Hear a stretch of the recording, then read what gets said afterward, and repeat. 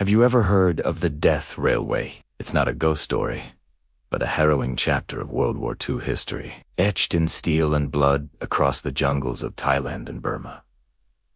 Today, we're diving deep into this story, guided by the words of a man who lived through it, a man whose memories became a crucial historical document. This is the story of the Allied prisoners of war, the men who were forced to build one of the most infamous railway lines in history. Our story begins in 1942. The war in the Pacific is raging. After the fall of Singapore, tens of thousands of Allied soldiers, Australian, Dutch, and American were captured by the Japanese Imperial Army. These men, who had fought bravely for their countries, were about to face an ordeal far beyond the battlefield. They were shipped off 2 camps along the border of Thailand and what was then Burma, stripped of their rights, their dignity, and their names. They were no longer soldiers. They were laborers, numbers, in a vast, brutal machine.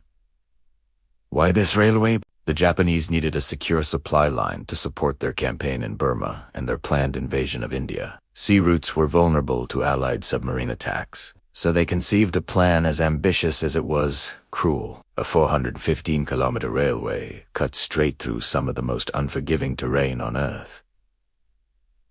Dense jungle, towering mountains, and monsoon-soaked valleys stood in their way.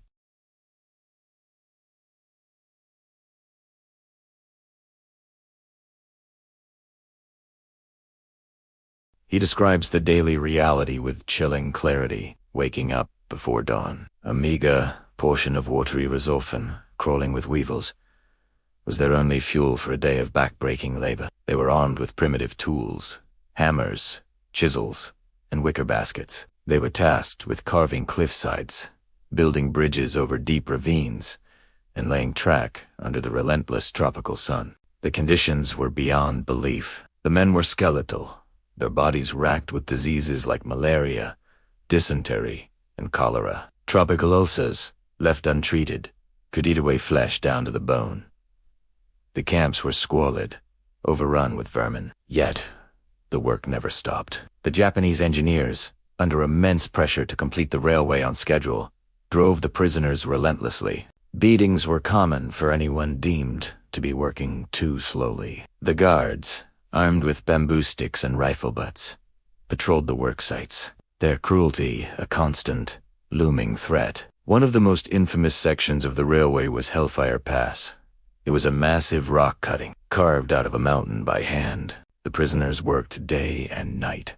At night, the scene was lit by flickering bamboo fires and oil lamps, casting long, dancing shadows. The rhythmic clanging of hammers on steel, the shouting of guards, and the groans of exhausted men created a scene that survivors could only describe as a vision of hell. Many men who entered Hellfire Pass never left. They collapsed from exhaustion, disease, or were killed in accidents, their bodies buried in shallow graves alongside the tracks they had just laid. But this isn't just a story of suffering.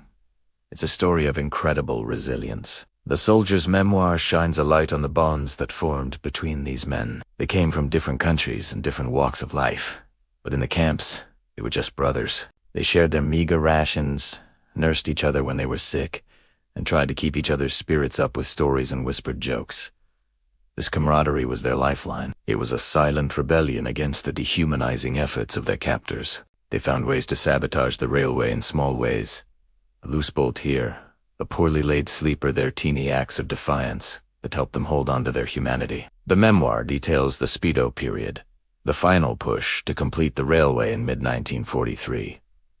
The pressure intensified, and the death toll skyrocketed. It's estimated that for every sleeper laid on that track, 1 life was lost. Over 12,000 Allied prisoners of war died during its construction, alongside an estimated 90,000 Asian laborers who were also forced to work on the railway under equally horrific conditions. Their story is often overlooked, but their sacrifice was immense. The railway was completed in October 1943, but it was a Pyrrhic victory for the Japanese. By the time it was operational, the tide of the war had already turned against them. The line was frequently bombed by Allied aircraft and was ultimately of little strategic value. All that death, all that suffering, for a project that was ultimately a failure. When the war ended and the camps were liberated in 1945, the survivors were walking skeletons. They carried with them the physical and psychological scars of their captivity. Our author was one of the lucky ones who made it home. He felt a profound duty to tell the world what had happened,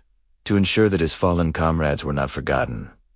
His memoir wasn't written for fame or fortune. It was written as a promise to remember. It became a vital piece of evidence, a first-hand account that historians use to understand the true cost of the death railway. Today, parts of the railway still exist. Tourists can ride a train along a surviving section and walk through the quiet, eerie cutting of Hellfire Pass.